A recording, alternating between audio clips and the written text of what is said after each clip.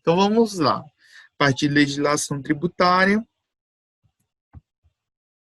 vamos ver se passa aqui o slide. Então, o direito tributário. O direito tributário é o conjunto das leis reguladoras da arrecadação dos tributos, bem como de sua fiscalização. Esse direito tributário ele vai regular as relações jurídicas estabelecidas entre o Estado e os contribuintes que se refere à arrecadação dos tributos. E aqui, pessoal, a gente linka com o contexto histórico, né? Desde que o mundo é mundo, na antiguidade, sempre se cobrou tributos, certo? Então, é algo que permeia todo o conjunto histórico de nossa civilização.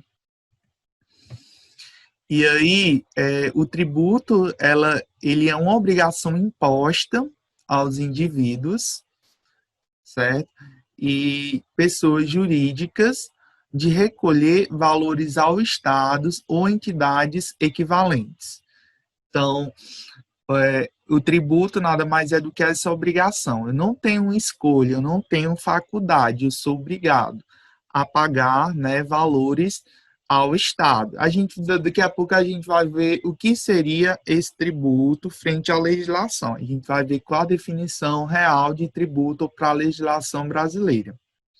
E aí tem como é que eu posso dizer, algo bastante importante da gente frisar, que muitas pessoas confundem, né, ou é vulgarmente chamado de imposto, certo? Muita gente chama, vamos pagar imposto, pagando imposto disso, e aí muitas pessoas confundem, né, tributo com imposto, acham que é a mesma coisa, porque a gente vai ver que o imposto nada mais é do que uma espécie de tributo, né? Então, é vulgarmente chamado por imposto, embora tecnicamente seja mera espécie dentre as modalidades de tributo. Então, existe uma diferença entre tributo e imposto. Então, histórico do tributo. Então, desarte, né, o poder de tributar é exercido pelo Estado por delegação do povo.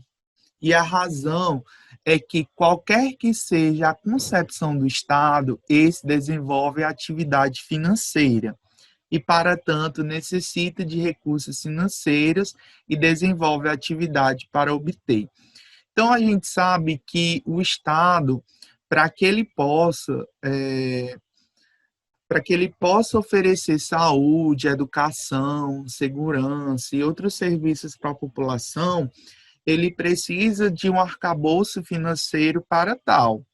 Então, como é que ele vai poder salvaguardar, né, esses direitos sem um colchão financeiro que lhe proporcione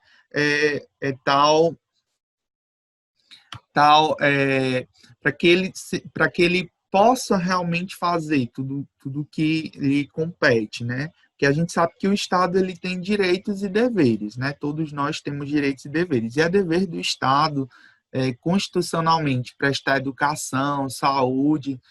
E para que isso seja possível, o Estado precisa coletar tributos. E aí, a gente já viu, né, na aula passada de noções de tributos, que o tributo, ele é uma obrigação, que ele é obrigatório justamente porque ele visa a supremacia do interesse coletivo, certo? A supremacia do interesse coletivo, ela se sobrepõe à supremacia do interesse individual. Então, a coletividade, ela é maior do que os interesses individuais. E aí, por essa supremacia do interesse coletivo, eu tenho que pagar tributo.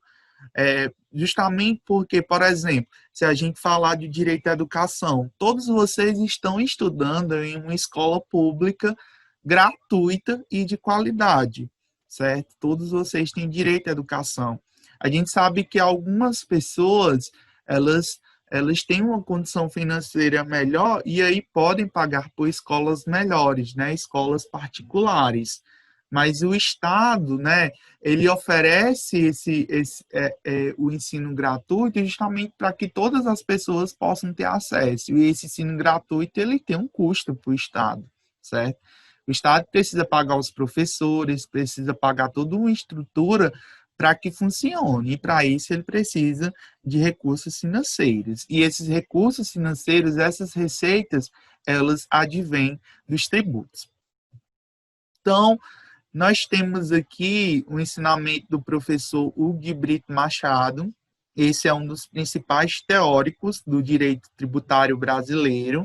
Ele foi professor durante muito tempo da Universidade Federal do Ceará, da UFC, conterrâneo nordestino, piauiense, né, nasceu no Piauí.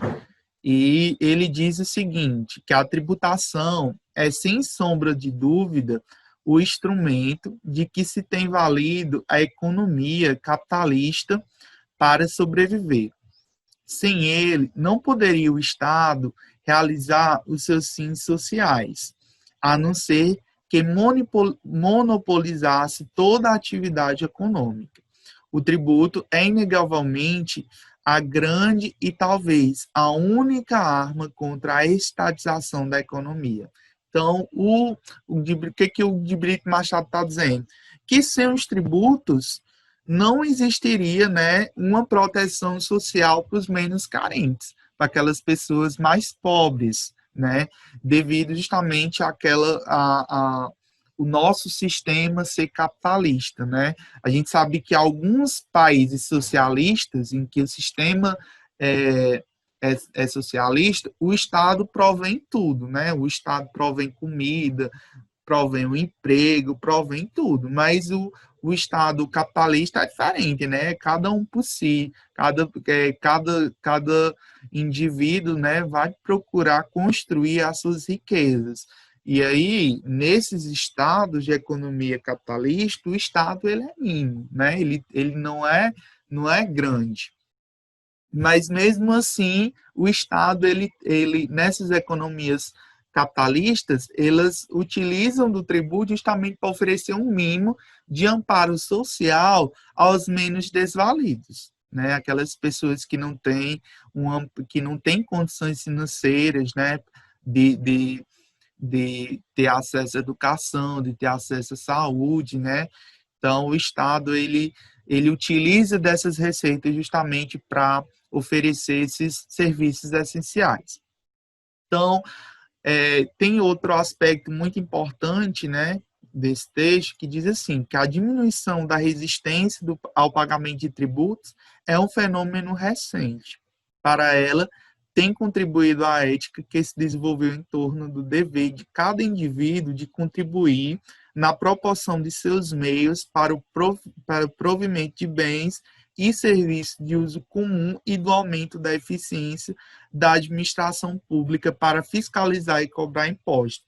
Então, essa questão da resistência ao pagamento de tributos é um fenômeno recente. Antigamente, as pessoas elas se recusavam, né, a pagar tributos, porque viam como algo negativo, algo que não era justo, justamente também porque não existiam antigamente tantas regras para o poder de tributar. Os governantes, eles estipulavam, majoravam alíquotas e tributos ao bel prazer deles. A gente vai ver que nosso sistema tributário, ele tem toda uma imposição legal, para a cobrança do tributo. Então, existem restrições, limitações ao poder de tributar do Estado e que o Estado não pode cobrar tributos de qualquer forma, né? Então, existem limitações ao poder tributar. E justamente por essa limitação do poder de tributar do Estado e justamente por essa visualização da contrapartida dos nossos tributos para os indivíduos, que essa resistência tem diminuído aos poucos, né? E é um fenômeno atual e que perpassa por todos os países, né, e civilizações do mundo moderno. Então, como eu falei, né, existem limitações constitucionais ao poder de tributar. quando eu falo aqui de limitações constitucionais, é porque essas limitações estão presentes na Constituição brasileira, né? E algumas delas são até cláusulas pétreas, ou seja, são termos, artigos que não podem ser mudados por nenhuma outra lei, né? Cláusulas pétreas são artigos da Constituição, né? São partes da lei que não podem ser alteradas, não podem ser mudadas. E, pelo alterar uma cláusula pétrea, eu tenho que fazer uma nova Constituição. Certo? Então, essa questão, as limitações do poder de tributar são qualquer restrição imposta pela Constituição Federal às entidades dotadas de tal poder, no interesse da comunidade, do cidadão ou até mesmo do interesse do relacionamento entre as próprias entidades impositoras, União, Estados-membros, municípios e Distrito Federal. Então, aí nós temos, a partir dos artigos, né, 150, 151 e 152 da Constituição Federal, encontram-se as limitações do poder tributário. Então, quem tiver curiosidade, né, vocês podem pesquisar na internet esses artigos lá da Constituição Federal, né? Se a gente tivesse na aula presencial, eu ia mostrar a minha Constituição, né, meu texto, e aí vocês iam dar uma lida, né, nesses artigos, mas quem tiver interesse pode pesquisar na internet, a Constituição ela está disponível, né, na internet gratuitamente, só vocês podem pesquisar esses artigos. E aí nós temos os princípios, né, que são essas limitações. E os principais são o princípio da legalidade, da isonomia, da irretroatividade, da anterioridade, da proibição do confisco, da liberdade de tráfego, as imunidades, além de outras limitações. A gente vai ver agora cada uma desses princípios e limitações. Então, os princípios. Os princípios são linhas gerais aplicadas a determinada área de direito, constituindo as bases e determinando as estruturas em que se assentam institutos e normas jurídicas. Então, nós temos, né, princípios gerais do direito e temos os princípios tributários. Os princípios tributários, eles são relatados pela Constituição Federal Brasileira de 88, né, de 1988, no seu título 6º, né, que é do capítulo da tributação e do orçamento, né, no capítulo 1, Sistema Tributário Nacional, seção 2, das limitações do poder de tributar. Né, os princípios tributários previstos na Constituição Federal funcionam como mecanismos de defesa do contribuinte frente ao Estado no campo tributário. Os princípios constitucionais existem para proteger o cidadão dos abusos de poder do Estado, né? Então, uma das principais características dos princípios é exatamente isso, proteger, né, o cidadão contra os abusos do Estado.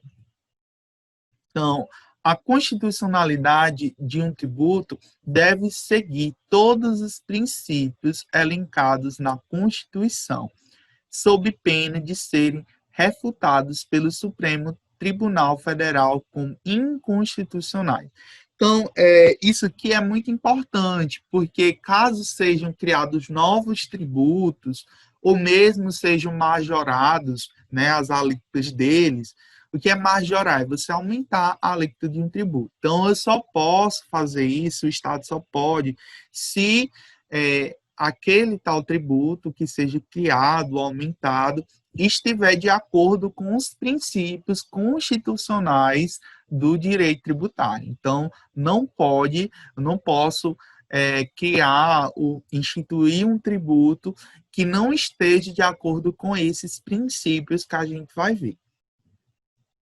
Então, o primeiro princípio, e aí um dos mais importantes, é o princípio da legalidade. o que que diz esse princípio? Esse princípio, ele está, a gente encontra ele no artigo 150, inciso 1º da Constituição Federal. Então, o que que diz o princípio da legalidade?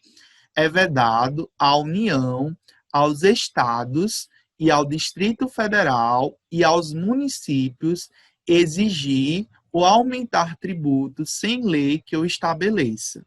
Então, o que que está dizendo? Que eu não posso nem criar, nem exigir um tributo se não tiver uma lei específica que estabeleça aquele princípio. É o princípio da legalidade, né?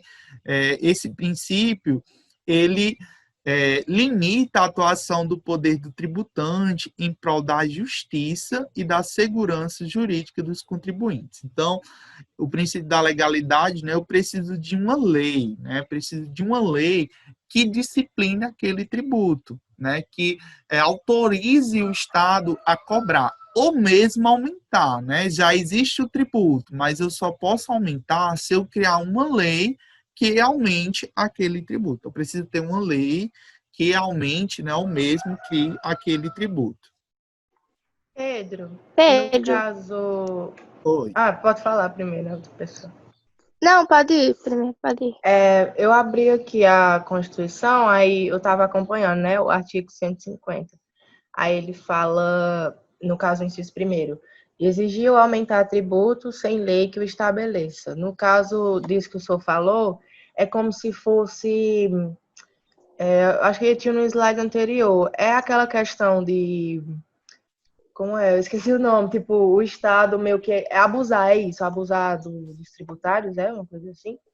Exatamente. O Estado, ele não pode, em hipótese nenhuma, nem exigir, ou seja, ele não pode nem cobrar um tributo ou mesmo aumentar um tributo já existente, se não criar uma lei. E a gente vai ver que, na maioria das vezes, em algumas espécies tributárias, só quem pode criar esse tributo ou aumentar é o poder legislativo. Então, o presidente, os governadores e prefeitos, eles não podem criar tributos. Quem cria é o poder legislativo, certo? Então, existe toda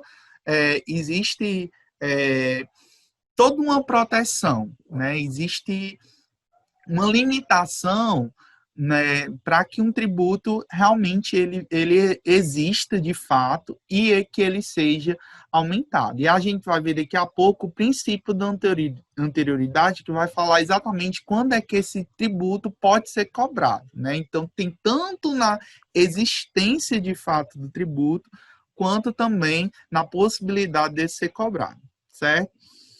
Então, o princípio... Oi? Não, só a específica da legalidade que tu falou, que tem que ter essas leis que tu fala são as que estão dentro do limite do poder tributário, né? Então, como tu falou, tipo, se criar um tributo que não for além dessas leis, o que acontece com a pessoa que criou assim? Que acontece, o tributo ele perde, o Supremo Tribunal Federal, ele coloca como inconstitucional aquele tributo. Isso já aconteceu, pessoal, diversas vezes. Vocês podem pesquisar, né? Quem tiver curiosidade, pode pesquisar de vários tributos, tanto os estados e municípios, exemplos de tributos que foram, de tarifas, de taxas que foram criadas por estados e municípios que violavam algum princípio tributário. E aí o STF, né, o Supremo Tribunal Federal, ele diz, né, declara como inconstitucional aquele tributo, justamente porque ele feriu algum princípio tributário. E aí, se ferir algum desses princípios, o tributo ele não pode ser cobrado. E se ele tiver sido cobrado, o Estado tem que devolver o valor para o cidadão, né, para o sujeito passivo. Certo? Então, se aquela lei ferir algum desses princípios, né, aquele tributo deixa de existir. Tá certo? E aí só vai deixar de existir depois que o Supremo, o STF, né, declare, né, essa suspensão, né, essa extinção desse tributo. justamente porque ele vai ser declarado como inconstitucional, né? Justamente porque esses princípios, eles são cláusulas pétreas da Constituição. Não, esses princípios, eles não podem ser mudados, né? O princípio da legalidade é uma cláusula pétrea da Constituição. E esse princípio da legalidade tributária, ele nada mais é do que uma reverberação, ou seja, nada mais é do que algo que já está dito no princípio, né, no artigo 5º, inciso 2º da Constituição Federal, onde diz que ninguém será obrigado a fazer ou deixar de fazer alguma coisa, senão em virtude de lei. Né? A gente já viu esse princípio, já estudou ele em sala de aula, né? Ele vai dizer exatamente isso. Ninguém é obrigado a fazer ou deixar de fazer qualquer coisa, senão em virtude de lei, certo? Então, e aí, pessoal, como a Constituição ela estabelece, né, esse princípio da legalidade, ele também, cada princípio vai ter suas exceções, certo? Então, a gente também vai ter as exceções a cada princípio. Então, o Poder Executivo, ele tem a liberdade de alterar alíquotas dos impostos sobre exportação, importação, produtos industrializados e sobre operações financeiras através de decreto.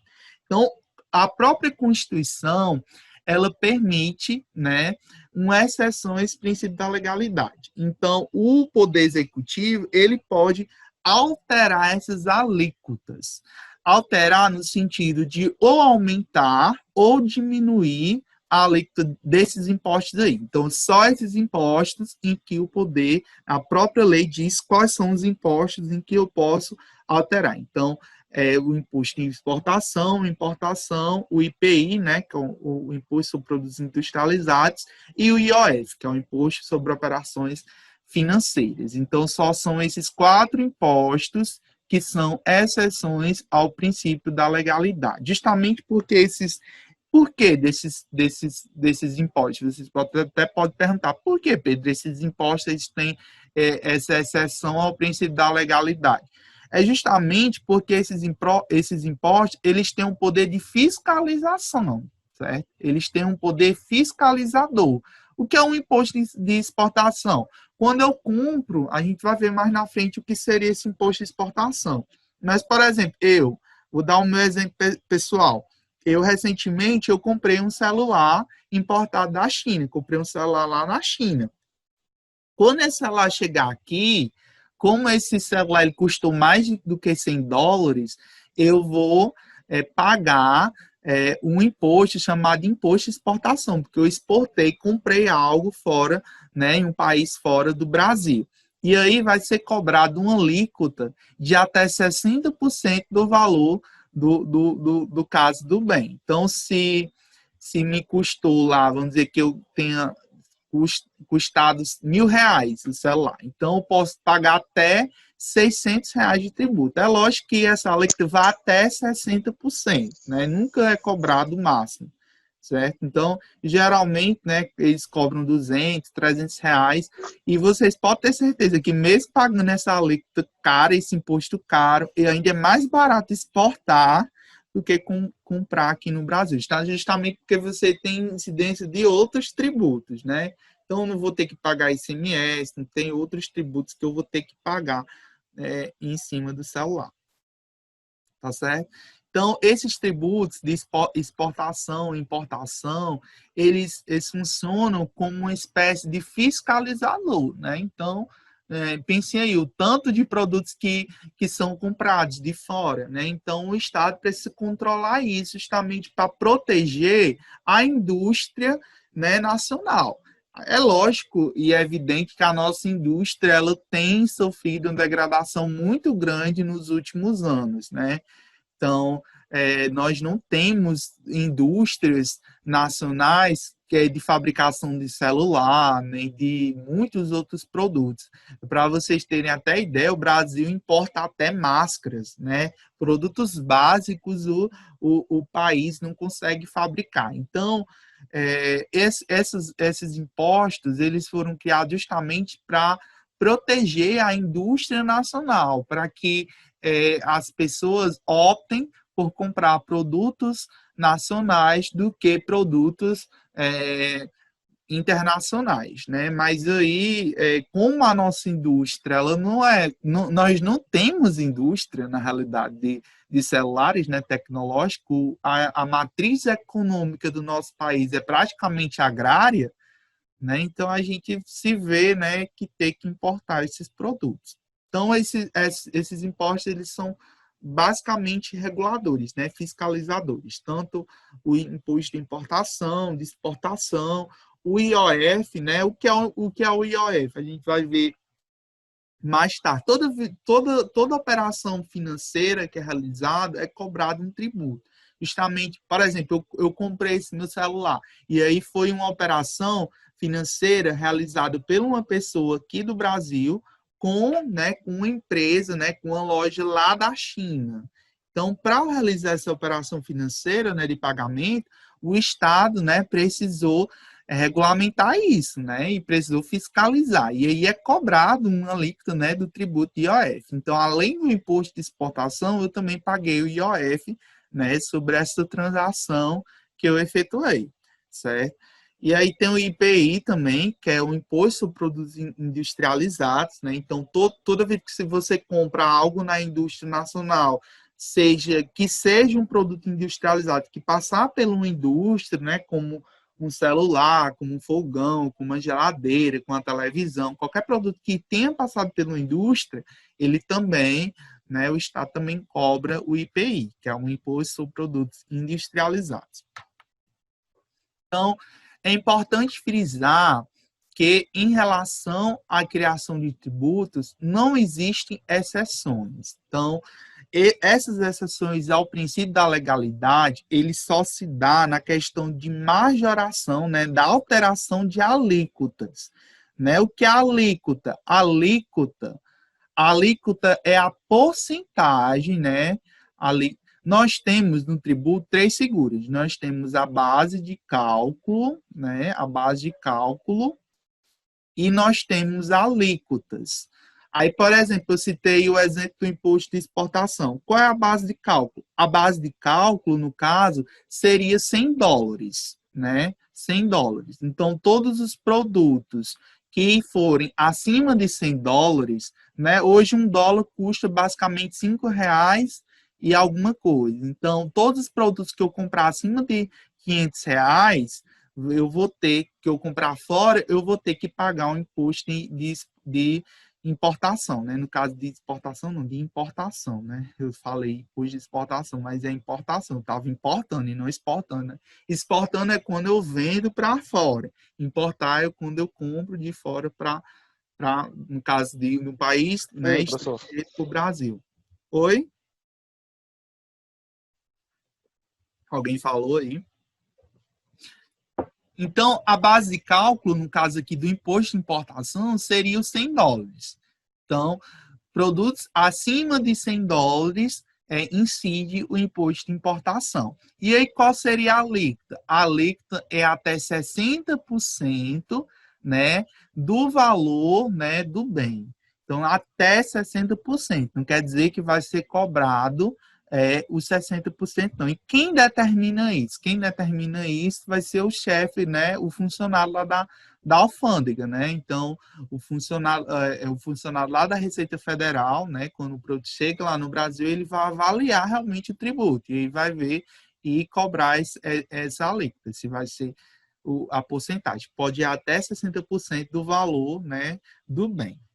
E aí, essa exceção, voltando lá do princípio da legalidade, ele só diz respeito à questão da alteração de alíquota, certo? Ele não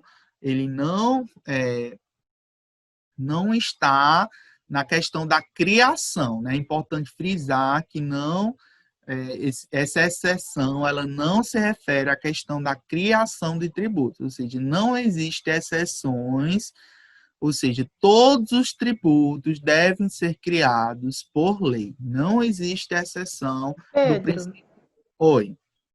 quanto a essas alíquotas, né? Tipo, dos países da Mercosul, o Brasil, por exemplo, elas existem ainda assim para importação? Existem sim, qualquer país, certo? Seja qualquer país que eu importar, mesmo que seja do Mercosul, né? É lógico que existem uns tratados, né? Pode ser que tenha alguma lei do Mercosul que vá diminuir, né, essas alíquotas, mas existe, certo? Acima de US$ 100, né? E aí a moeda que é utilizada como parâmetro é o dólar. Acima de US$ 100 é cobrado, certo? Se você comprar um celular lá do Peru, muita gente gosta, né, de comprar as coisas lá no Peru, não, no Paraguai, né? Muita gente gosta de comprar as coisas no Paraguai justamente porque lá no Paraguai não tem tanta carga tributária sobre os tributos. E aí eu incide sim o tributo. Então, nós vamos agora para o princípio da anterioridade. Fora o princípio da legalidade, o outro princípio bastante importante é o princípio da anterioridade. Ele está previsto também no artigo 150, no inciso 3º, a linha B da Constituição Federal. Então, o que diz esse inciso? Então, o proclama o referido artigo que é vedado, ou seja, é proibido aos entes tributantes cobrar tributo no mesmo exercício financeiro em que haja sido publicada a lei que os instituiu ou aumentou. Então, o que diz esse princípio? Diz que se eu criar um imposto esse ano, ou mesmo se eu criar, ou mesmo aumentar um tributo esse ano, eu não posso cobrar nesse ano. Eu só posso cobrar no próximo exercício financeiro, ou seja, no próximo ano, certo? Então, esse princípio ele é bastante importante, justamente porque ele nos prepara, né, justamente para essa cobrança desse tributo. Recentemente, por exemplo, a gente teve o aumento nas alíquotas das contribuições sociais do INSS. Por exemplo, para quem ganha salários acima de R$ 2.500, antes pagava uma alíquota de 11% e agora está cobrando a alíquota de 14%, né, em cima do valor do salário. Então, essa lei foi criada em 2017, né, e está sendo cobrada, né, agora, né, aliás, no caso, ela foi criada em 2017, publicada acho que foi em 2018, e foi se cobrada a partir do ano passado, né, então, é importante que a partir da publicação da lei, certo? Então, a lei é criada a partir da publicação, a partir do momento em que a lei ela é publicada em diário oficial, certo? Esse princípio da anterioridade, ele só vale a partir, né, o tributo, ele só vale a partir da publicação da lei, né? Essa publicação, ela tem que ser dado em diário oficial, né? Então, a lei, depois que a lei é criada, depois que a lei é sancionada, a lei é publicada. E aí, depois da publicação, é que vai, né, contar esse período da anterioridade. E aí, nós temos dois períodos de anterioridade. Deixa eu ver se... Aqui não fala, né? Nós temos dois tipos de anterioridade. Aqui no slide não traz, eu esqueci de colocar. Tem a anterioridade anual e temos a anterioridade nonagesimal. A anterioridade anual, ela vai dizer que o tributo, ele só pode, ele é proibido, né, que seja cobrado tributo no mesmo ano financeiro, ou seja, no mesmo exercício financeiro em que a lei tenha sido criada, né, em que o tributo tenha sido criado ou aumentado. E a nonagesimal diz também que eu tenho que esperar 90 dias depois da publicação. Então, nós temos aí duas diferenças. Nós temos a anterioridade nonagesimal, ou seja, tem que esperar 90 dias depois da publicação e também tem que esperar um ano, certo? Não pode ser cobrado no mesmo exercício ou, né, tem que esperar. Então, nós temos aí dois exemplos, né? Então, por exemplo, Vamos dizer que o Estado tenha instituído em um tributo em novembro desse ano, né? Então, vamos dizer que vamos dizer que Bolsonaro tenha criado, né, aumentado o imposto o imposto de renda, por exemplo. Ele tem aumentado a alíquota do imposto de renda em novembro do ano passado.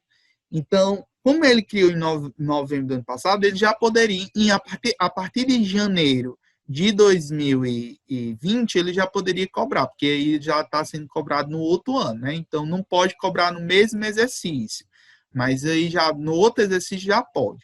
Mas aí ele tem que esperar esse período aqui de 90 dias, certo? Então, mesmo que, no caso, de novembro para janeiro, né, ele não vai poder cobrar no começo de janeiro, ele vai ter que esperar os 90 dias depois da publicação, ou seja, novembro, né, novembro, dezembro, janeiro, ele só vai poder cobrar, no caso, cobrar o tributo com a alíquota majorada a partir de fevereiro, porque ele tem que esperar justamente esses 90 dias. Então, esses 90 dias, eles foi instituído justamente para que as pessoas se preparem, né, para a cobrança do tributo. Então, essa anterioridade nonagesimal, ela foi criada justamente, né, porque o princípio, né, ele só diz que não pode ser cobrado no mesmo exercício financeiro, mas não quer dizer que tem um espaço de um ano, né? Então, se o tributo ele tinha sido criado em dezembro, por exemplo, do ano, a partir de janeiro, né, se não existisse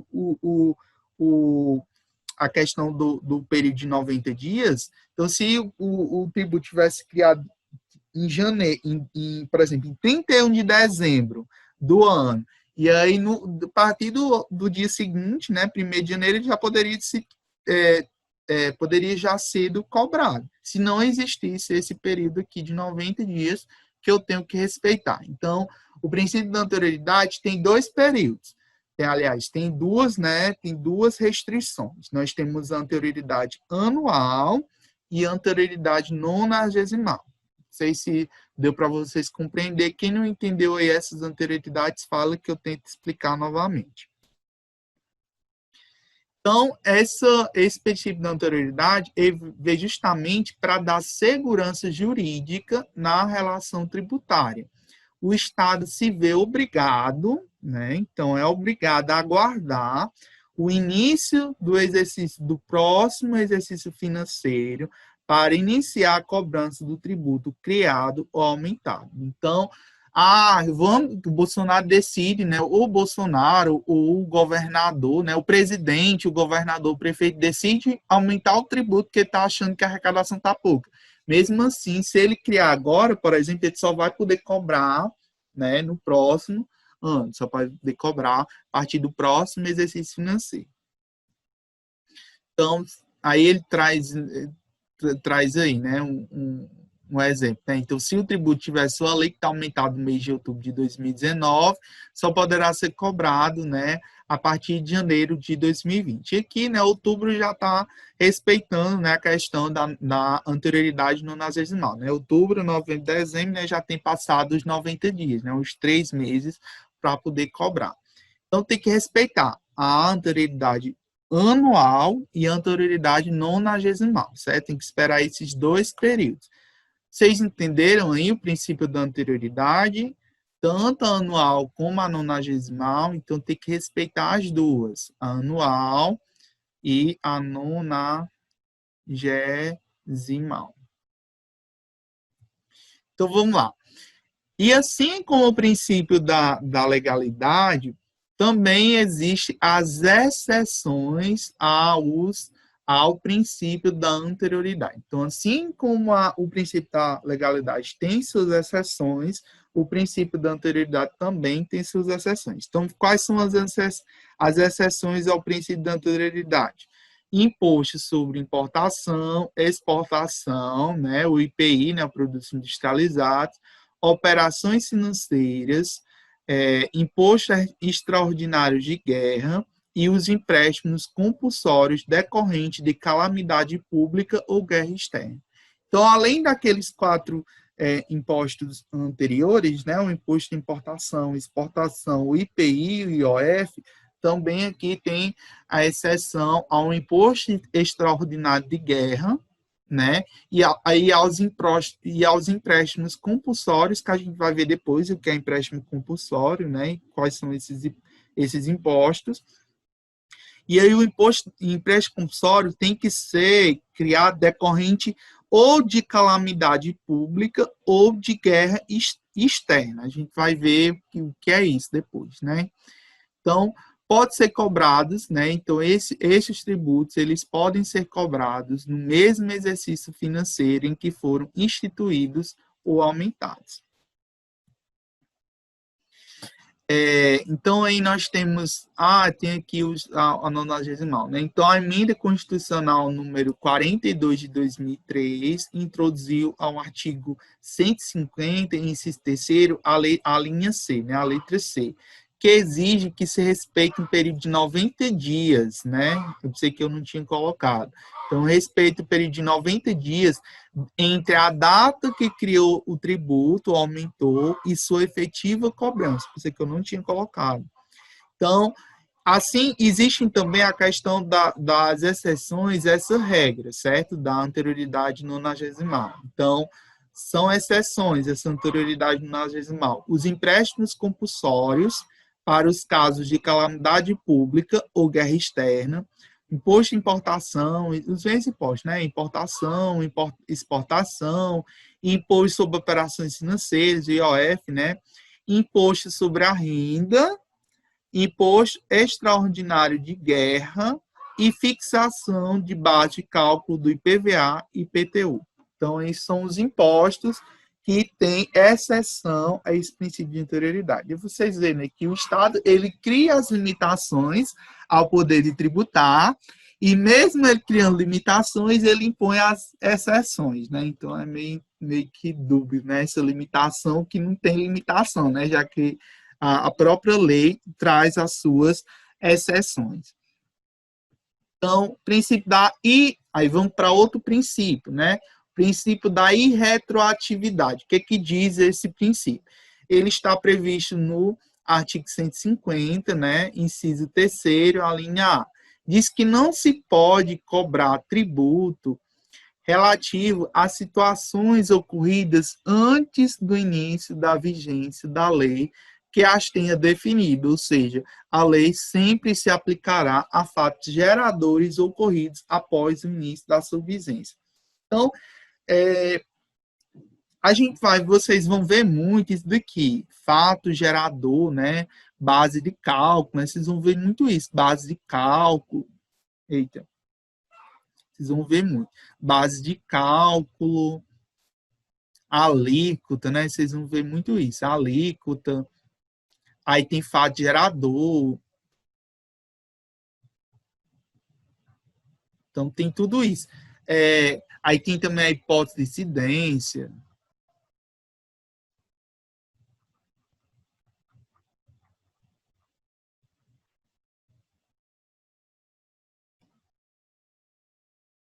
Então, tudo isso, pessoal, é conteúdo para aulas futuras, né? Base de cálculo, alíquota, fato gerador. Mas aí, só adiantando, o que seria um fato gerador? Fato gerador, pessoal, é quando o que está previsto na lei realmente acontece na vida real. Por exemplo, nós temos um imposto que é chamado o IPVA. IPVA, Imposto sobre Propriedade de Veículos Automotores. Qual é a hipótese de incidência do IPVA? É possuir um veículo automotor. Então, é a hipótese de incidência. A hipótese é uma hipótese, está lá no futuro, é como se fosse uma previsão. Então, se o contribuinte ele possuir um veículo automotor, ou seja, um carro, uma moto, eu vou cobrar o IPVA. Então, o que é o fato gerador?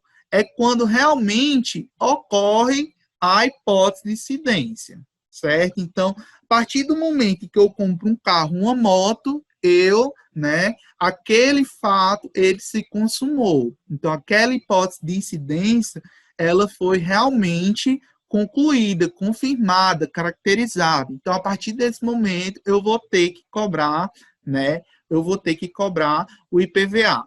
Qual é a base de cálculo do IPVA? A base de cálculo do IPVA é o valor, né? O valor venal do veículo. Que é o valor venal do veículo? É o valor em que o veículo vale atualmente, descontada a sua depreciação. Então, se vocês visualizarem, a partir do tempo, né, a partir que vai passando o tempo dos veículos, o valor do IPVA ele vai diminuindo. Justamente porque o cálculo do IPVA ele é calculado de acordo com o valor venal do veículo. Ou seja, o veículo ele vai perdendo valor com o passar do tempo, certo? E qual é a alíquota do IPVA? A alíquota do IPVA é 4% sobre, aqui no estado do Ceará, né? A gente tem que, como o IPVA ele é um tributo estadual, né? A gente vai ver daqui a pouco que o IPVA ele é um imposto estadual.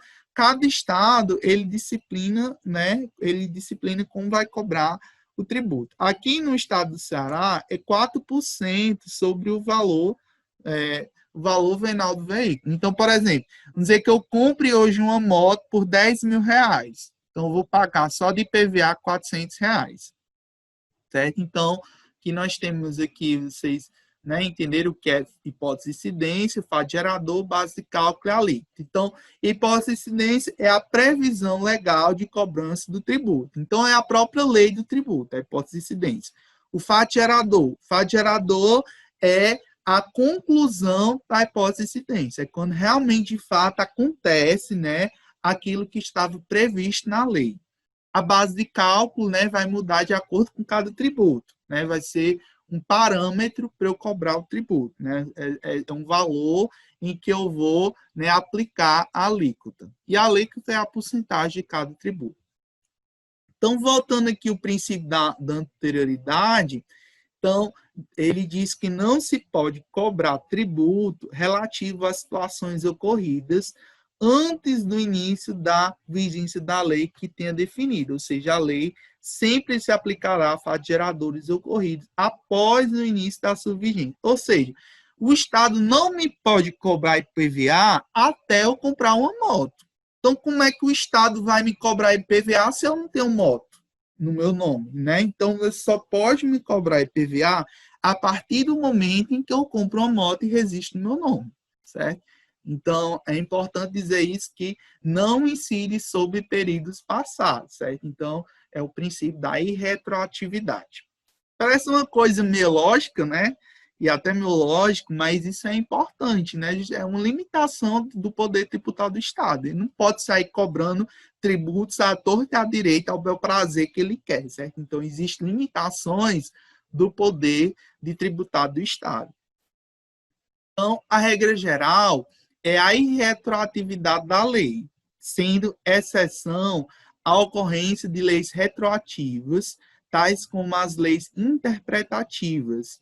Então, a lei penal mais benigna, etc. Então, os fatos geradores ocorridos antes do início da vigência da lei que houver instituído, aumentar os tributos, não acarretam obrigações.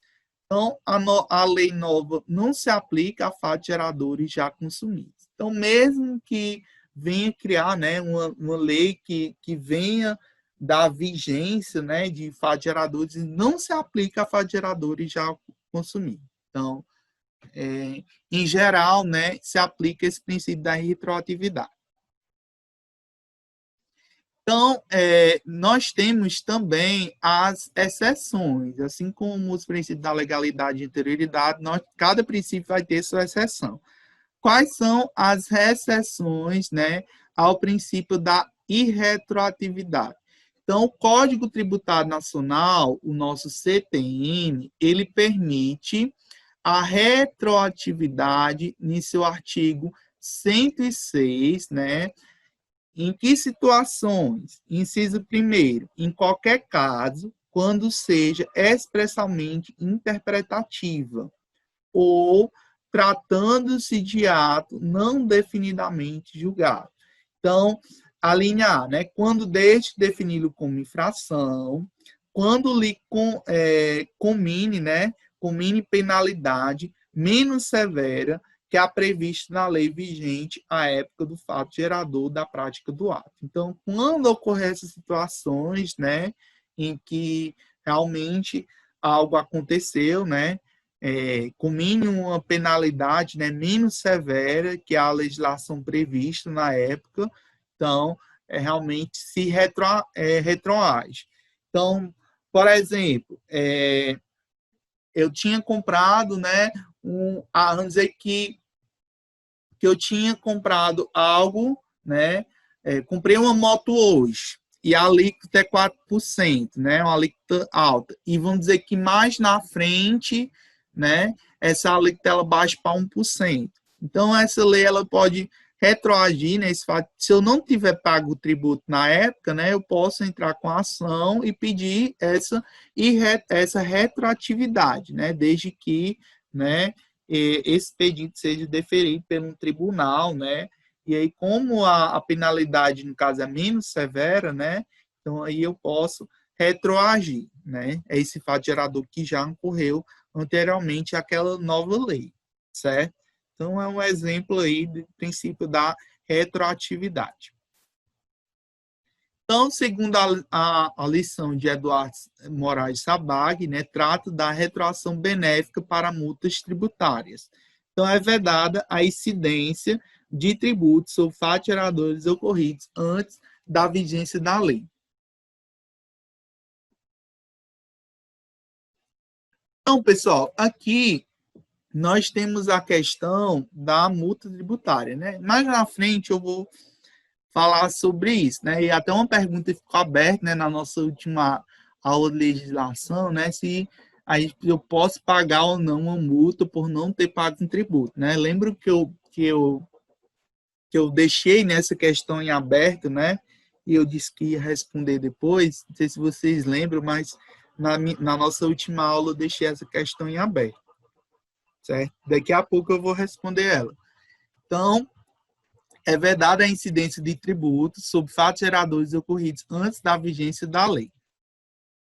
Agora nós vamos para o princípio da igualdade ou isonomia tributária. Tanto faz igualdade como isonomia. Então vamos lá. O princípio da igualdade e isonomia está previsto no artigo 150, inciso 2º da Constituição Federal. Ele diz o seguinte: a igualdade jurídica, a igualdade jurídica dos cidadãos é proclamada no artigo 5º, inciso 1º da Constituição Federal, que afirma que todos são iguais perante a lei, sem distinção de qualquer natureza, certo? Então, o princípio da isonomia e igualdade tributária não é nada mais do que uma confirmação do princípio constitucional básico, ou seja, a igualdade de todos perante a lei. O que esse princípio está dizendo? Que o tributo ele é cobrado de igual para todas as pessoas. Não existe uma distinção, porque fulano lá é mais bonito, ou que fulano lá é branco, é preto, ou é crente, ou é evangélico, ou é católico, ou é de um bando. Ou seja, não existe uma distinção. Todos são cobrados da mesma forma. Não é porque eu sou mais bonito do que esse cano, mais feio do que fulano, que eu vou pagar um tributo maior do que outro. Não. Todos são iguais perante a lei. Então, por isso que existe esse princípio da isonomia e igualdade, em que todos, o tributo ele é igual para todos, né? Para todos em que a lei estiver lá instituída. Então, o princípio da igualdade tributária ele proíbe distinções arbitrárias entre contribuintes que se encontrem em situações semelhantes. Então, eu jamais posso, né, estabelecer, né, proíbe distinções arbitrárias entre contribuintes que se encontrem em situações semelhantes. Então, é importante frisar isso, né, em que eu não posso distinguir pessoas desde que elas, né, se encontrem em situações iguais, né, em situações semelhantes. É importante, né, saltar que isonomia, né, isonomia é isso, é você tratar, né, diferente, né, aliás, é princípio igualdade, né, mas é você tratar diferentes pessoas, né, é você dar condições iguais a pessoas, né, que estejam em situação diferente. A gente vai ver mais na frente que existe também um princípio que é chamado de capacidade contributiva. O que esse princípio a gente vai ver mais na frente, né? Vai dizer que quem tem mais dinheiro, né, quem pode pagar mais tributo, vai pagar mais do que aquelas pessoas que têm menos condições. Então, a gente vai ver daqui a pouco esse princípio da capacidade contributiva. Então, voltando ao princípio da igualdade, né, para contribuintes que estão em situações distintas, é permitido tratamento tributário diferenciado, que é exatamente, né, essa questão, né, da você tratar pessoas, né, em diferentes situações justamente para preservar esse princípio da capacidade contributiva. Então, pessoas que têm uma condição inferior, né, financeira inferior, eles vão pagar um tributo menor, né? É um exemplo aqui, por exemplo, da contribuição social, do INSS. Pessoas que ganham até um salário mínimo, pagam, antes era 8%, e aí foi diminuído, né? Com a reforma trabalhista, foi diminuído para 7%. Né? Aí, acima de um salário mínimo até um certo valor, paga outra alíquota, né? Acima de outro valor, paga outra alíquota. Então, é justo que quem ganha mais, né, quem tem uma capacidade financeira maior, pague mais tributo do que aquelas pessoas menos afortunadas. Então, o de Brito Machado vai dizer o seguinte, né? A gente vai ver, ele é um dos, como eu já tinha falado, né, um dos principais teóricos do direito tributário brasileiro. Ele diz o seguinte, que não fere o princípio da igualdade, antes o realiza com absoluta adequação um imposto progressivo. Realmente, aquele que tem maior capacidade contributiva deve pagar imposto maior, pois só assim estará sendo igualmente tributado. A igualdade consiste, nesse caso, na proporcionalidade da incidência da capacidade contributiva em função da utilidade marginal da riqueza. Eu utilizei termos bonitos, né, para dizer basicamente o que eu tinha dito, né? Quem tem mais condições financeiras deve pagar mais tributo, justamente para preservar, né? Ele justamente vai dizer que essa distinção, né, não vai ferir o princípio da igualdade, justamente porque quem tem capacidade contributiva maior deve pagar mais, né? Justamente para respeitar o outro princípio tributário da capacidade contributiva. Outro princípio muito importante, e aqui é uma limitação bastante importante na questão do direito tributário, é o princípio da vedação ao confisco. O que significa isso? Vamos lá. Esse princípio ele está previsto no artigo 150, inciso 4º da Constituição Federal. O que diz? A cobrança de tributos deve se pautar dentro de um critério de razoabilidade, não podendo ser excessiva, antieconômica. O que isso quer dizer? Que eu não posso cobrar tributos, no caso eu não, o Estado não pode cobrar tributos de modo excessivo, certo? Nem de modo excessivo e nem de modo que vá tirar a propriedade, né, os bens das pessoas, certo? Eu não vou, né, passar fome para estar pagando tributo, ou seja, o Estado ele não pode me tirar meus bens, não pode cobrar tributos excessivamente, de modo que eu vá perder as minhas condições, né, financeiras básicas de eu poder, né, comer, eu poder me vestir, eu não ter nem dinheiro, né, para me subsistir. Então, esse princípio ele é bastante importante, né? O princípio de vedação ao confisco.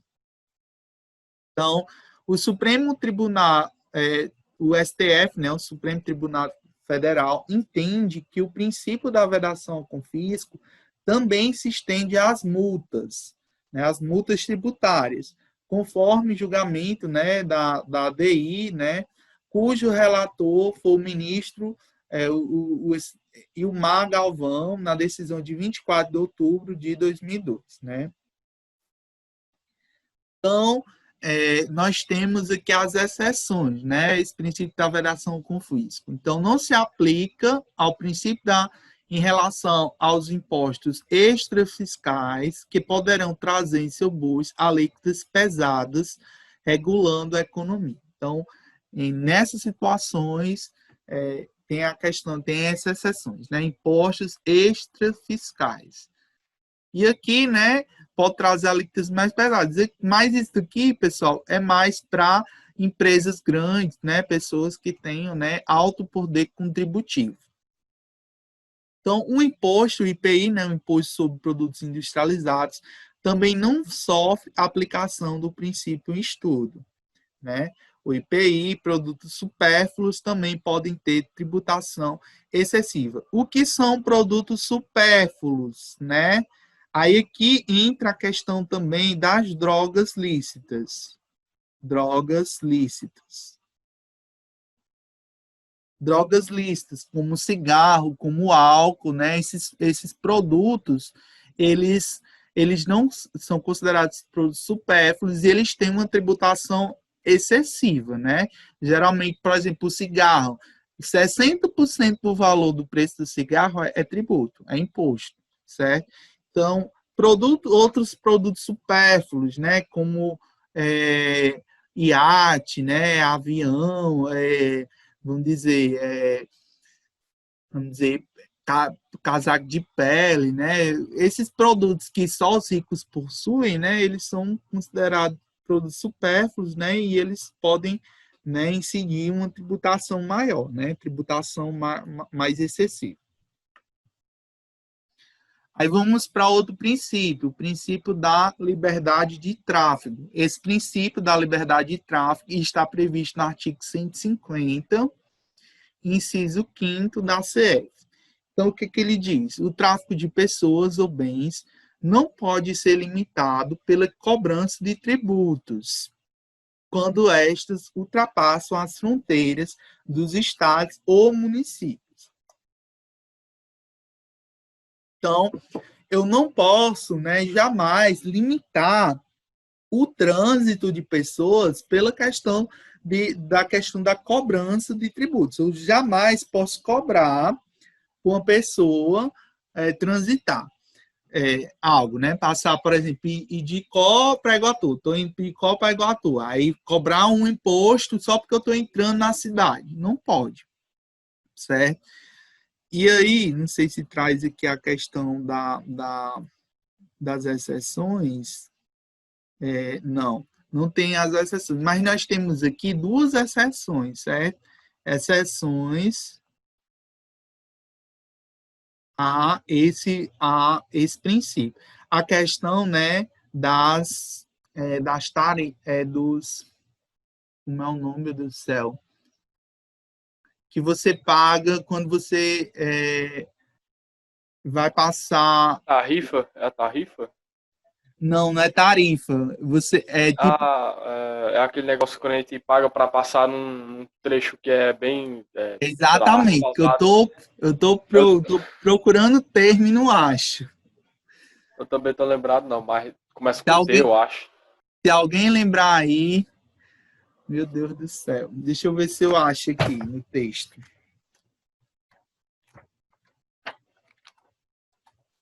Pedágio. Achei. Pronto, pedágio.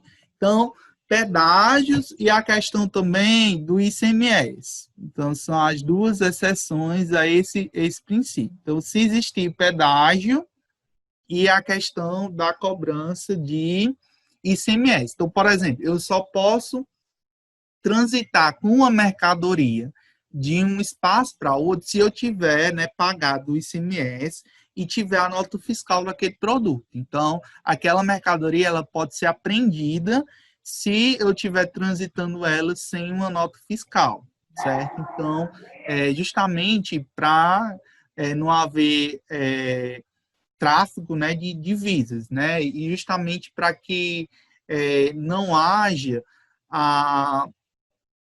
justamente para salvaguardar o estado da cobrança do tributo, certo? Eu não posso transitar com mercadorias sem nota fiscal, né? O documento fiscal vai justamente salvaguardar o pagamento do tributo, né, daquela mercadoria.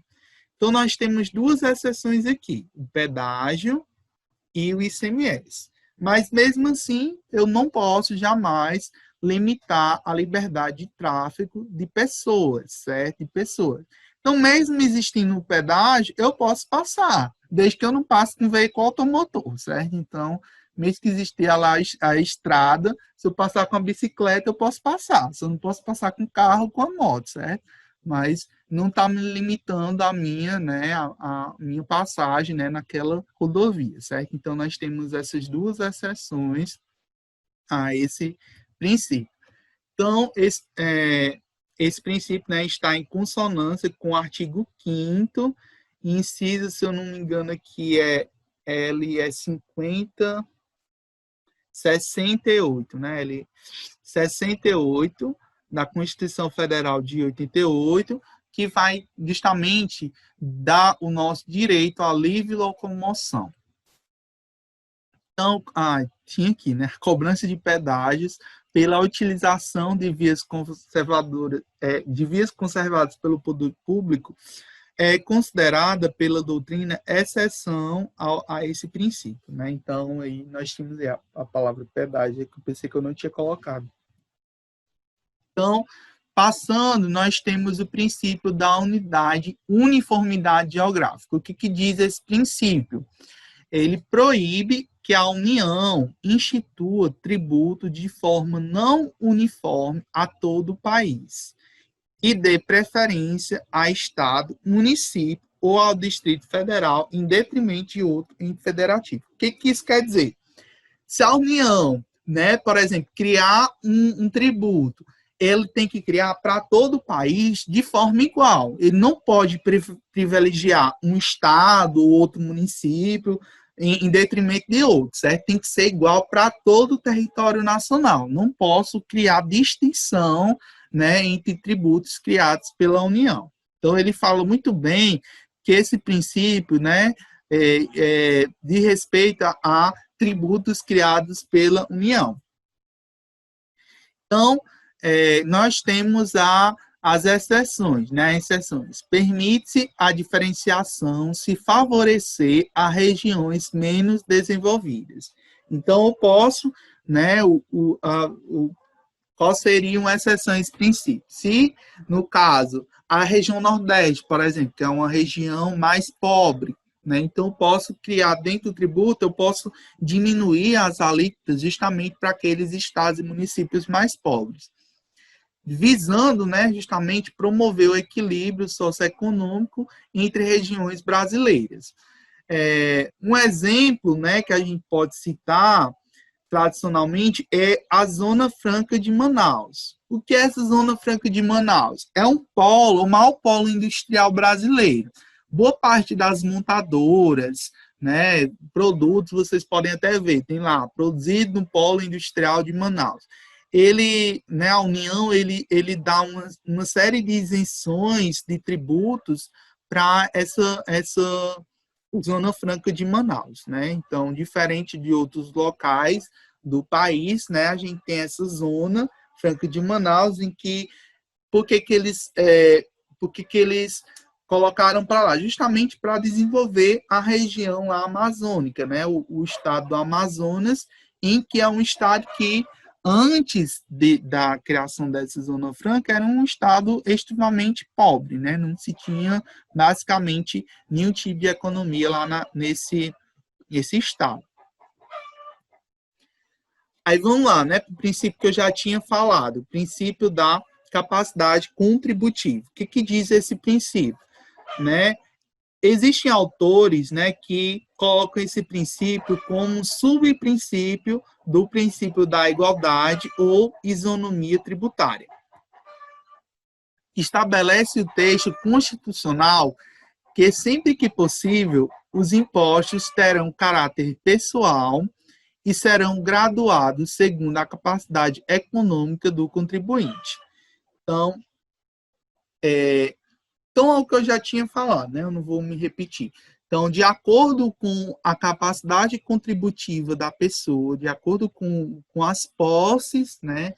Quem ganha mais deve pagar mais tributo, né? E é exatamente que o princípio da capacidade contributiva vai dizer, que quem ganha mais deve pagar mais tributo. Então, a aplicação prática desse princípio encontra-se na alíquota progressiva, né, presente no imposto de renda, no imposto sobre a propriedade territorial urbana, no imposto sobre a propriedade territorial rural, né? Então, entra também na questão das contribuições sociais do INSS. Então, quem tem maior renda, né, paga uma maior alíquota do imposto de renda. Quem, por exemplo, tem um imóvel, né, quem tem um imóvel que tem um valor maior, paga um valor maior de IPTU, né, o Imposto sobre Propriedade Territorial Urbana.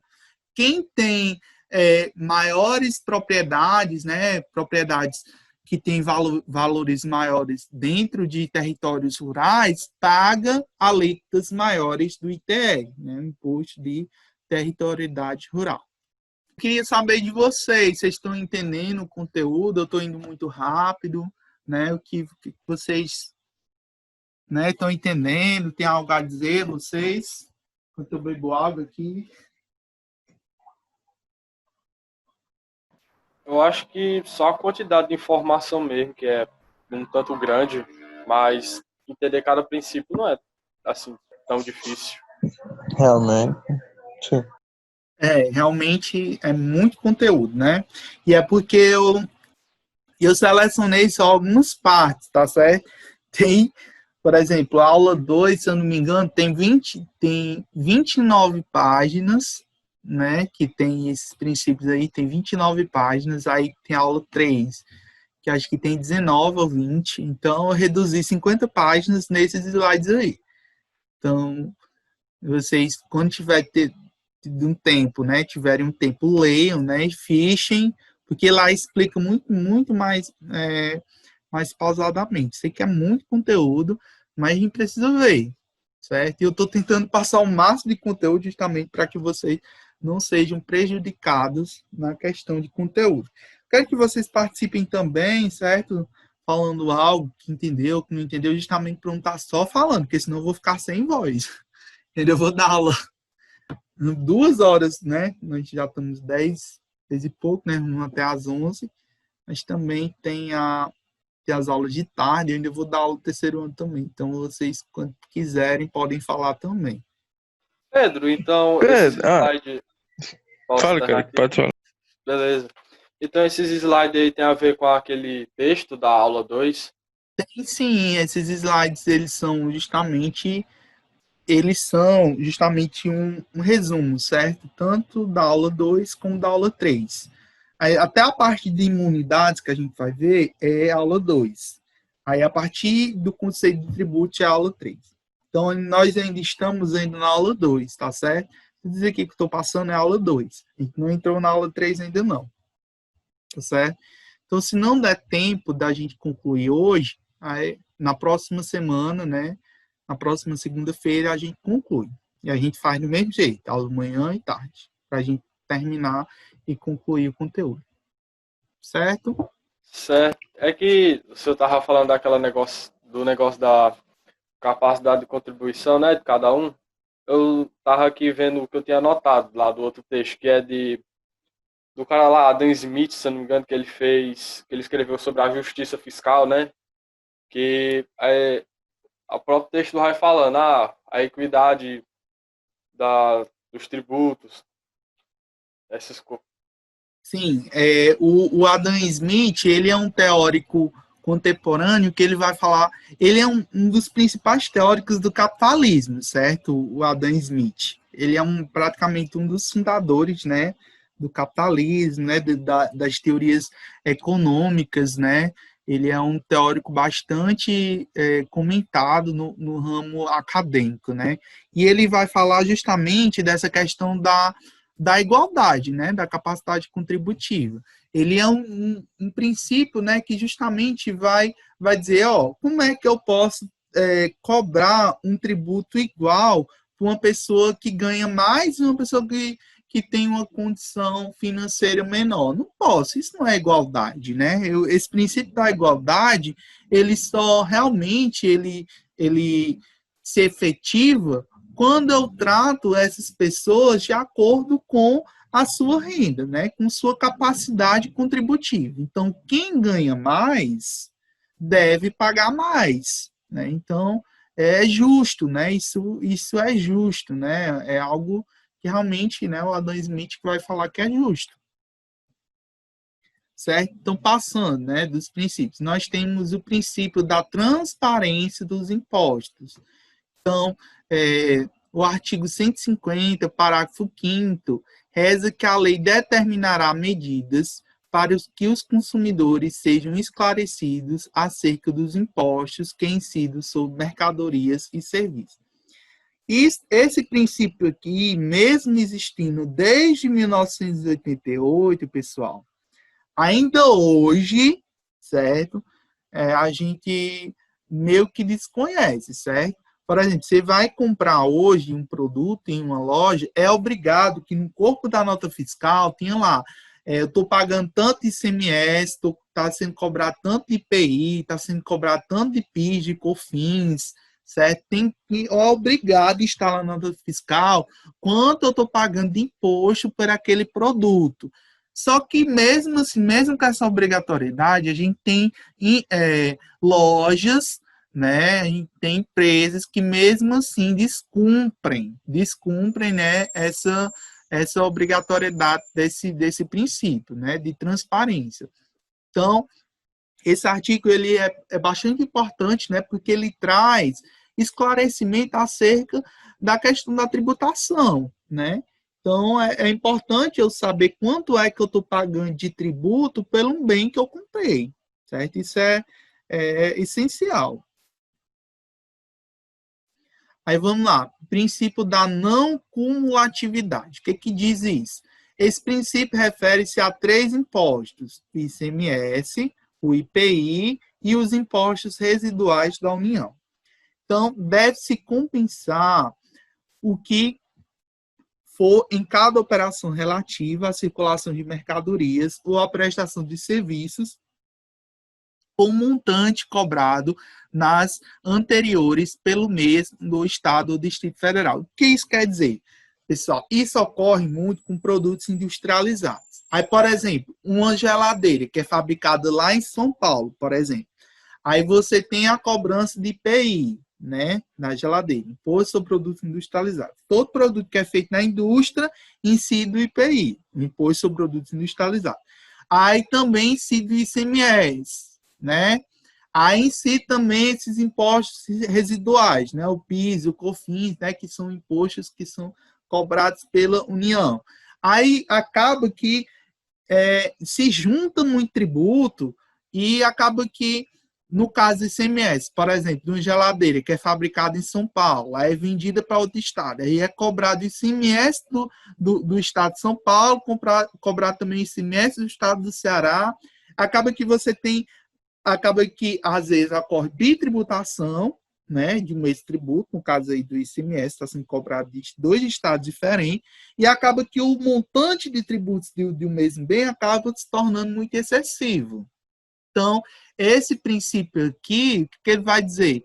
que deve se compensar o que for devido em cada operação relativa à circulação de mercadorias ou prestação de serviços com montante cobrado nas anterioridades pelo mesmo Estado ou Distrito Federal. Então, por exemplo, se já tiver havido cobrança de ICMS lá, no caso, nesse exemplo que eu estou dizendo aí, da geladeira, lá no Estado de São Paulo, eu não posso cobrar de novo no Estado de Ceará, eu devo compensar esse valor do tributo, porque já foi cobrado anteriormente, certo? Então, justamente para evitar a bitributação de um imposto. Então, não posso acumular tributos em um mesmo bem, certo?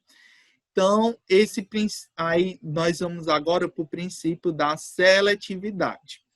Então, esse princípio da seletividade ele está previsto no artigo 153, parágrafo 3º da Constituição Federal. Ele visa tributar mais fortemente produtos menos essenciais.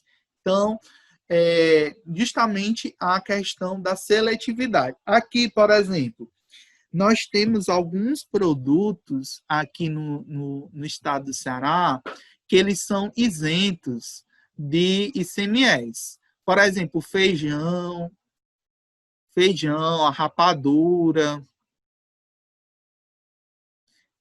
a farinha. Esses produtos, eles são chamados de produtos essenciais, certo? E por serem produtos essenciais do Estado do Ceará, eles têm isenção de ICMS, certo? Então, e aí, assim como esse princípio ele traz isenção de pagamento de tributo, ele também traz cobrança para produtos que são menos essenciais, certo? Então, produtos que são supérfluos, produtos que são drogas, né? No caso, drogas lícitas, né? No caso do cigarro e do álcool, né? Eles se cobram valores maiores justamente por...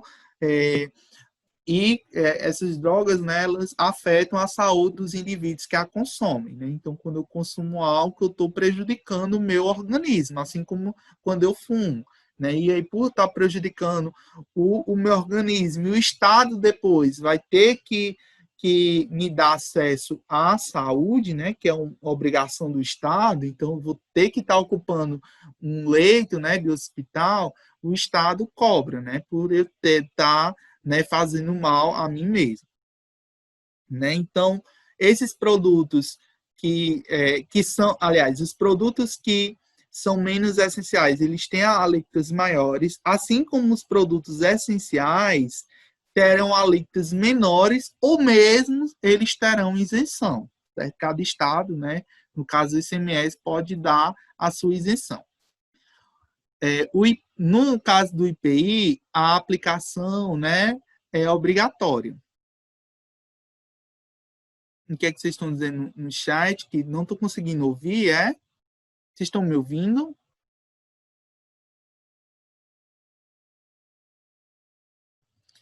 Se vocês não tiverem conseguindo me ouvir, vocês falam, tá certo? Porque senão eu fico falando, e aí eu perco, certo? Eu vou passando e acaba eu falando e... Eu tô conseguindo ouvir. Tá certo. Se falhar aqui, cair, você me diz, tá certo? Se falhar o áudio. Então, o ICMS, no caso aqui de IPVA, sua aplicação é facultativa. Então, cada estado, né, ele vai aplicar, né, esse princípio da seletividade de acordo com o que ele quiser. Então, nós temos aí também o princípio da não diferenciação tributária. Então, um dos últimos princípios, né?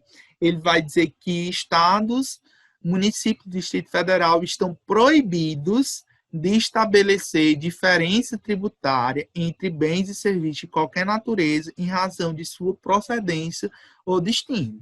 Então, eu não posso, né? Jamais, aliás, o Estado não pode proibir ou mesmo diferenciar produtos só porque ele veio lá de Manaus, ou porque ele veio lá do Ceará, ou porque ele veio lá de São Paulo, que ele vai pagar menos, ele vai pagar mais tributo sobre aquele produto, só porque ele veio de uma região específica lá do território brasileiro. Então, não se pode dar diferenciação tributária nem para mais e nem para menos, né? No caso de produtos, só porque está vindo de procedência de algo dentro da região nacional. Certo? E mesmo também de produtos de outros países. Por exemplo, o imposto de exportação. Aí vamos dizer, só porque eu estou comprando na China e a China, vamos dizer que o presidente acha que a China é um país comunista, aí eu vou aplicar uma alíquota maior para imposto de importação. Não posso. Né? Não posso dar essa diferenciação tributária. Certo? Só porque esse produto veio lá da China. Certo? Não se pode ter essa diferenciação tributária. Aí agora, nós vamos para, no caso, o último princípio, que é o princípio da imunidade tributária. Esse princípio aqui é um dos princípios, né? Ele é bastante importante. Ele está previsto no artigo 5º, inciso 6º, a linha A da Constituição. Ele diz que a imunidade é uma hipótese de não incidência, né, constitucionalmente qualificada e de respeito, em regra, aos impostos. Então, a imunidade é a hipótese de não incidência do tributo. Ou seja, eu não posso cobrar tributo daquilo que tiver imune, certo? E aí a gente vai já ver qual a diferença de imunidade para isenção. Né? Eu já falei aqui de isenção, né, que ambos na prática vai ser a mesma coisa. Tanto na imunidade como na isenção eu não vou pagar o tributo. A gente vai já entender qual a diferença de imunidade para isenção. Então, todas as imunidades, elas estão previstas no artigo 150 da Constituição. Então, nós temos imunidade. Possuem imunidades os entes federativos reciprocamente em relação a impostos sobre o patrimônio, rendas e serviços. Então, o Estado, municípios, né, o Distrito Federal, eles têm imunidade recíproca. Né? O Estado não pode cobrar de município, assim como o município não pode cobrar de Estado, assim como a União não pode cobrar dos municípios, nem sobre o patrimônio, nem sobre a renda e nem sobre o serviço. Então, ambos são imunes. Né? O Estado não pode cobrar do município, o município não pode cobrar do Estado e vice-versa. Certo? Aí aqui, sobre templos de qualquer culto. O que é isso? O Estado não pode cobrar nada de igrejas, certo? Igreja católica, igreja evangélica, igreja, templo de candomblé, certo? Qualquer religião. Não pode cobrar nenhum tipo de tributo, certo? Pode cobrar IPVA, não pode cobrar... Não, no caso é imposto. Não pode cobrar IPVA, não pode cobrar IPTU, não pode cobrar nada, certo? Eles são imunes, as igrejas, eles são imunes. É por isso que no Brasil a gente tem um monte de pastor, né? Tem um monte de gente aí querendo ser pastor, né? Criando a igreja à torta e à direita, porque essas igrejas, eles não se pode, né? Eles são imunes, não se pode cobrar nenhum tipo de tributo sobre esses entes, tá certo? Então, também não se pode cobrar tributos sobre partidos políticos, entidades sindicais de trabalhadores, instituições de educação ou assistência social sem fins lucrativos, desde que observados os requisitos legais. Então, partidos políticos, sindicatos, instituições de educação ou de assistência social que não tenham fins lucrativos, certo? Tem que ser uma escola ou uma instituição que não vise o lucro, certo? Então, no caso, escolas particulares cobram, sim, imposto sobre as instituições particulares. Mas, por exemplo, a gente tem fundações, instituições que prestam educação, mas não cobram por aquilo. Eles são imunes, eu não posso cobrar tributo sobre aquilo, certo? Nem também entidades de assistência social que não tenham, no caso, com fins lucrativos. No caso, as ONGs, né, as ONGs, elas são imunes na questão da tributação. Não posso cobrar nenhum tipo de imposto sobre eles. Aí, outra coisa que está imune, os livros, jornais, periódicos, né? O que é periódico? Revistas e papel destinado à sua impressão. Então, os livros, eles são imunes, né? Eu não posso cobrar ICMS, não posso cobrar nenhum tipo de tributo sobre os livros. Aí, aqui no caso livro, aí tem uma diferenciação. Que tipo de livro? Livro que tenha conteúdo, certo? Conteúdo intelectual. Aí, no caso, não entra, no caso, livro de ponto, né? Livros que vai ser livro de ata, né? Livro de ata que esteja em branco, né? Esses livros aí cobram, certo? Tributo. Mas, no caso aqui, livros, eu estou dizendo, livros, por exemplo, um livro escolar, um livro que tenha de literatura, certos livros gerais, né? Que tem conteúdo. Desses livros, eles são imunes, certo? Não são cobrados nenhum tipo de tributo sobre esses livros. Nem sobre jornal, nem sobre revista, né? Aí os meninos aí que gostam de ver antigamente, né, os povos mais antigos, né, gostavam de ver Playboy, né, essas coisas, né, não se cobra tributo sobre isso, né? Nem papel destinado à impressão, né, no caso, que aquelas folhas, né, de sulfite, né, aquelas folhas brancas que vai imprimir, não se cobra nenhum tipo de tributo sobre aquelas folhas. Aí aqui nós vamos para a diferença, né, de imunidade para isenção. Qual a diferença? Na prática, as duas é a mesma coisa, né? Na prática, as duas possibilidades são a mesma coisa. Tanto a imunidade como a isenção, eu não vou pagar tributo, certo? É a previsão de não pagamento do tributo. Só que qual a diferença?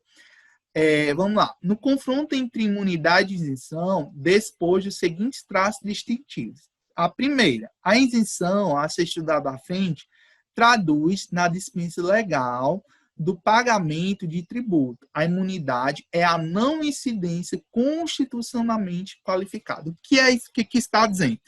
Todas as imunidades, elas já estão previstas na Constituição Federal, tá certo? Elas já estão expostas dentro da Constituição. Então, já existe já uma previsão de não incidência, ou seja, não se incide tributo sobre aquilo que eu já falei antes, né? Não se incide tributo sobre templos de qualquer natureza, né? Sobre, né, no caso, igrejas, né? Aí, partidos políticos, sindicatos, sobre livros, né? Periódicos. Aí, e no caso das isenções, no caso, ocorre o que a gente vai dizer do crédito tributário, certo? Ocorre lá, só não ocorre a questão do lançamento. Então, o fato gerador ocorre, né? A gente vai ter fato gerador, a gente só não vai ter o lançamento do tributo. A gente não vai ter, no caso, o boleto para a pessoa pagar, né? Depois. Então, aí essa diferença, né? De imunidade e isenção. Aí o traço 2, a isenção. Aí outra diferença aqui, né, nesse primeiro traço. As imunidades, elas estão previstas na Constituição Federal. As isenções, elas não estão previstas na Constituição Federal. Elas estão previstas em cada lei, né, na cada lei específica de cada tributo, né, de cada tributo. Então, já é uma diferença, certo? Então, as imunidades estão todas na lei maior que a Constituição. E por estarem na Constituição, são cláusulas pétreas, certo? Todas como as imunidades são princípios, certo? É princípio da imunidade. E todos os princípios tributários são cláusulas pétreas, né? O que são cláusulas pétreas, Pedro? São cláusulas que não podem serem derrubadas, não podem serem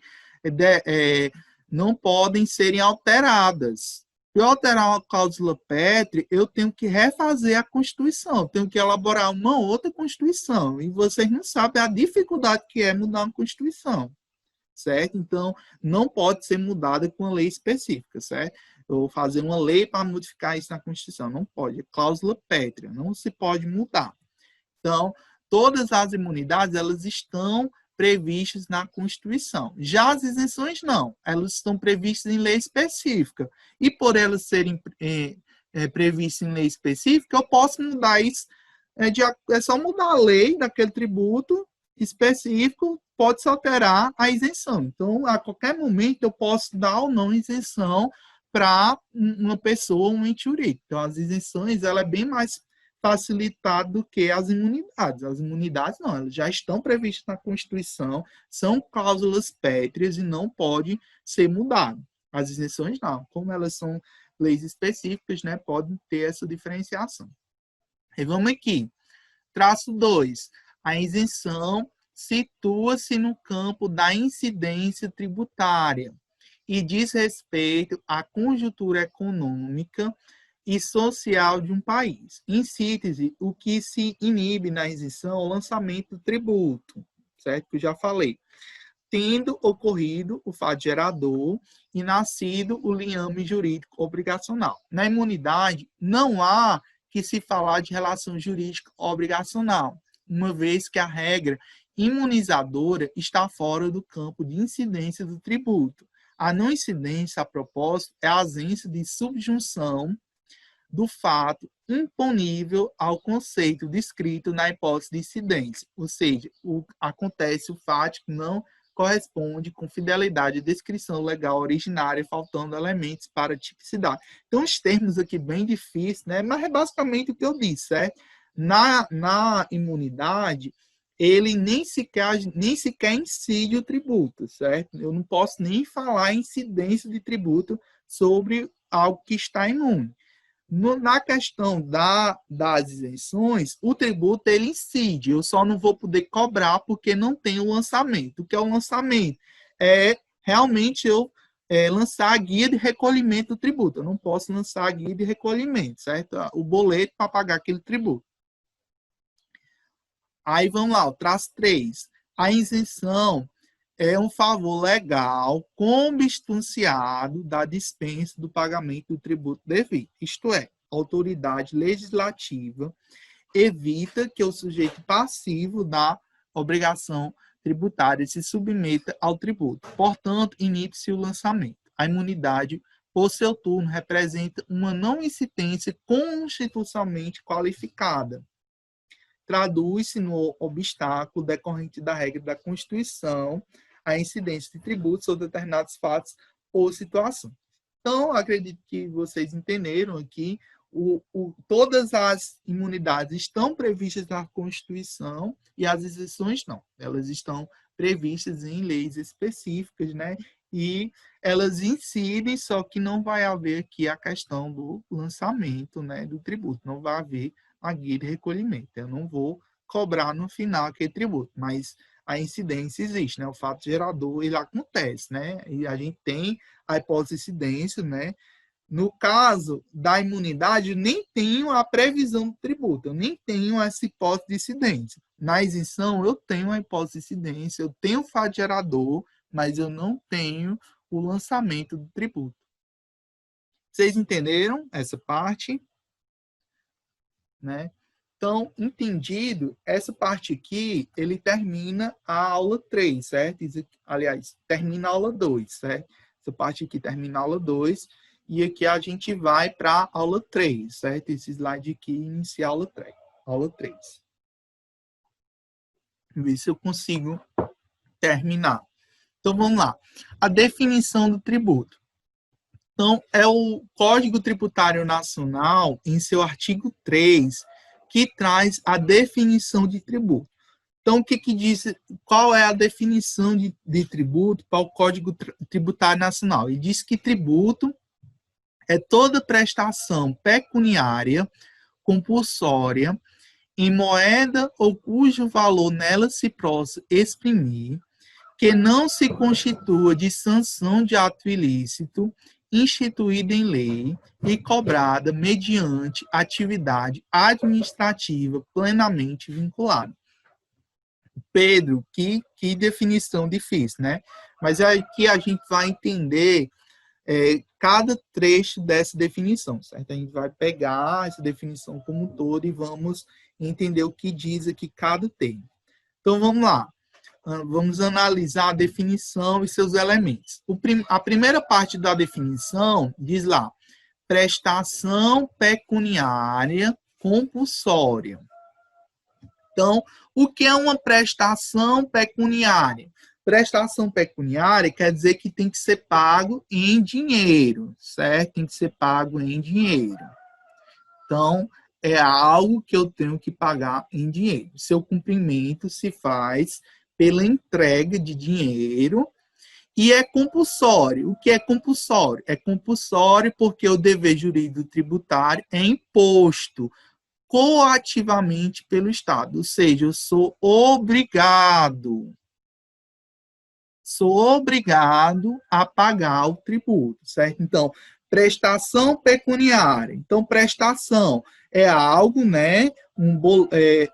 É algo que eu tenho que pagar em dinheiro, certo? É uma obrigação que eu tenho que pagar em dinheiro e que eu sou, né? É compulsório, ou seja, eu não tenho escolha se eu vou pagar ou não. Né? O tributo eu não tenho escolha se eu pagar ou não. Eu tenho que pagar. Eu sou obrigado, o Estado me obriga a pagar aquilo.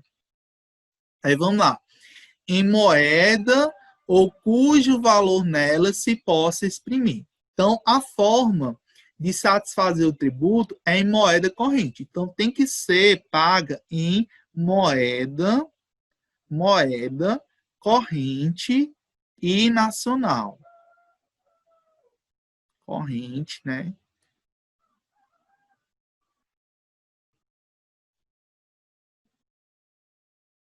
Então, a forma usual é em moeda corrente, porém nada impede, né? Nada impede que esse pagamento, no caso aqui, ele está falando de papel, né? Papel, moeda. Mas eu também posso pagar em cheque. Ou então em transações, né? Em transações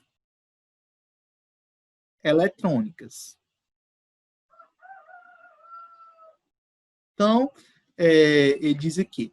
Então, a forma usual de satisfazer o tributo é em moeda corrente, porém nada impede que se possa o pagamento do tributo ser feito em algo equivalente à moeda, desde que a legislação ordinária de cada entidade tributante assim o determine. Vamos lá. Que não se constitua sanção de ato ilícito. O que diz isso? Que não se constitua em sanção de ato ilícito. Essa expressão distingue o tributo de multa, que sempre representa uma sanção pecuniária praticada no ato ilícito. Então, o que é isso? Não é porque eu estou fazendo algo errado que eu estou pagando o tributo, certo? O tributo, ele não é uma sanção, certo? Diferente da multa, certo? Então, não é porque eu por exemplo, não é porque eu estou pagando IPVA que eu fiz algo errado, certo? Então, é diferente da multa. A multa, eu pago a multa quando eu desobedeço uma lei. E aí, por exemplo, nós temos as multas tributárias. E se eu não pagar o tributo, eu vou pagar a multa? Vou, dependendo do tributo, certo? Então, se lá na lei que criou o tributo institui a multa pelo não pagamento daquele tributo, eu posso pagar a multa, desde que essa multa esteja especificada na lei que criou o tributo. Então, nós temos a lei que cria cada tributo, né, cada imposto, cada tarifa, e a própria lei de criação do tributo vai dizer a multa, né, especificar a multa ou não, certo? Então, pode ter a multa ou não, vai de acordo, né, respondendo, né, aquela pergunta que eu deixei lá na aula anterior. Então, pode ter multa, sim, pelo não pagamento do tributo, desde que essa multa seja especificada na lei que cria o tributo. Tá certo? Aí vamos lá. Então, não se constitui de sanção de ato ilícito. Então, aí nós temos a diferenciação de multa para instituída em lei, né? Como a gente já viu, né? tem que ser instituído em lei, né, a decorrência do princípio da legalidade tributária, né, o tributo ele só pode ser instituído ou aumentado por lei e cobrada mediante atividade administrativa plenamente vinculada. O que é isso quer dizer? Isto é, sem qualquer margem de discrição do agente público que deverá portar-se fielmente como prescrito no mandamento legal pré-edição do ato do lançamento, que é a constituição do crédito. O lançamento é o ato no qual eu vou lançar o tributo, ou seja, eu vou lançar a guia de recolhimento daquele tributo, que vai ser o boleto, né? O boleto para pagar aquele tributo. Então, essa atividade mediante plenamente vinculada é o lançamento. Depois, a gente vai ter aulas futuras em que eu vou explicar o que é esse lançamento, certo? O lançamento, né, é a questão da obrigação tributária, né? Nós temos dois tipos de lançamento, né? O de ofício, né? E o por declaração, né? A gente vai ver depois esses tipos de lançamento. Pronto, e aí a gente termina a definição de tributo. E aí a gente vai parar a aula aqui, tá certo? Que a gente já está próximo de 11 horas. E aí na próxima semana a gente começa a parte de competência tributária, né? E aí eu vou ver se a gente vê essa parte de competência tributária e se dá tempo da gente ver a parte de obrigação tributária.